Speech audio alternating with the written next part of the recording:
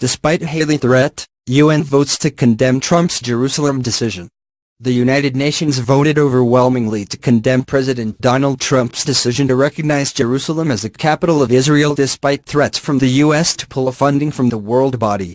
Some 128 countries voted for the resolution, while 9 voted no, and 35 nations abstained, including Canada, Mexico and Australia. The vote came after U.S. Ambassador to the UN Nikki Haley issued a direct threat, saying that the U.S. will think twice about funding the world body if it voted to condemn Trump's decision. The United States will remember this day in which it was singled out for attacking this assembly, Haley said. We will remember it when we are called upon to once again make the world's largest contribution to the UN and when other member nations ask Washington to pay even more and to use our influence for their benefit. Haley said the U.S. will put its embassy in Jerusalem regardless of the vote. That is what the American people want us to do and it is the right thing to do, Haley said. This vote will make a difference in how Americans look at the UN, she said. And this vote will be remembered. Haley's remarks followed a threat from Trump himself, who mentioned the UN vote at a Wednesday cabinet meeting. We're watching those votes, the president said. Let them vote against us, we'll save a lot. We don't care. Later Thursday an invitation was sent around to the 64 countries in addition to the U.S. that did not support the resolution on Jerusalem, to attend a reception with Haley in January. The event was labeled as a means to thank the countries for their friendship to the United States, according to a copy of the invite obtained by CNN.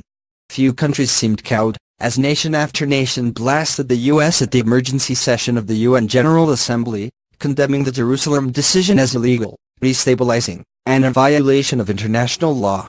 Haley's stance also provoked a fiery tweet from John Brennan, who served as CIA director under President Obama. Trump admined threat to retaliate against nations that exercise sovereign right in the UN to oppose U.S. position on Jerusalem is beyond outrageous.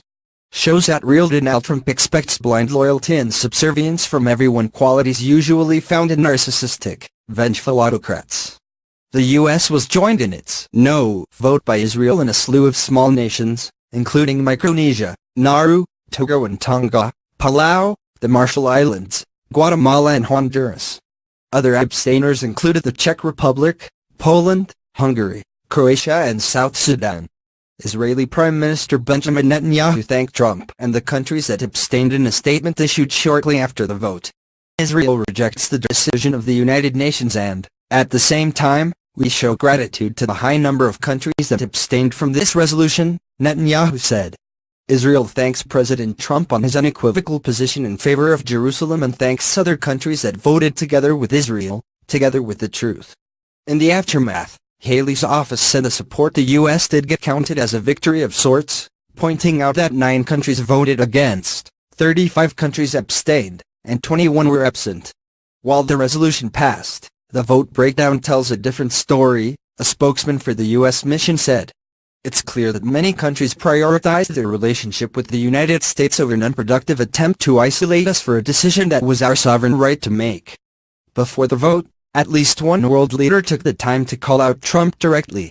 Turkish President Recep Tayyip Erdogan, a self-styled leader of the greater Muslim world, blasted the president during a speech in Ankara on Thursday. Mr. Trump, you cannot buy Turkey's democratic free will with your dollars. Our decision is clear, Erdogan thundered. What is the cradle of democracy doing? Erdogan said. They are looking for people they can buy with their dollars. And he issued an appeal to other world leaders, saying, do not, for the sake of a few dollars, sell off your democratic free will. State Department spokesperson Heather Nauert said the U.S. would explore various options following the UN vote.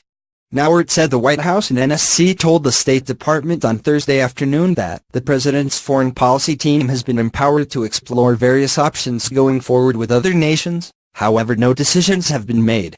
Nauert also said that the UN vote is really not the only factor the administration would take into consideration in dealing with our foreign relations. But at least one UN analyst said that the U.S. threats about funding had an element of political theater about them, noting it would be hard for the U.S. to pull support from countries such as Yemen, Pakistan or Afghanistan, and that the threats weren't likely to sway votes. On issues relating to Palestinians, the U.S. and Israel always either find themselves in a minority, or with a handful of other friends like the Marshall Islands in the face of overwhelming majorities in the General Assembly, said Richard Gowan, a New York-based UN expert at the European Council on Foreign Relations. And despite the threats from Trump, there's safety in numbers for most members of the UN, Gowan said. Smaller countries, poorer countries may get a little nervous when they hear the president's rhetoric, said Gowan, but they will also gain confidence that all the big members of the Arab bloc are pretty much guaranteed to vote against the U.S. position, as well as the Europeans. U.S. officials say the decision to recognize Jerusalem and move the U.S. embassy there from Tel Aviv reflects the basic reality. Israel's seat of government sits in Jerusalem, say U.S. officials, who add that their decision has no bearing on a final resolution of the conflict between Israelis and Palestinians, or on the fate of holy sites of the world's three largest faiths. The fate of Jerusalem is so fraught, however, that it is considered a final status issue, only to be decided at the end of Israeli-Palestinian peace talks. No country bases their diplomatic mission in Jerusalem as a result. Apart from Israel, none of the EU's closest allies spoke before the vote. No General Assembly resolution will ever drive us from Jerusalem, said Israel's ambassador to the UN, Danny Danon. The United States simply stated a fact. They officially declared what has always been true. Jerusalem always has been and always will be the capital of Israel. Those who support this resolution are like puppets, Danon said.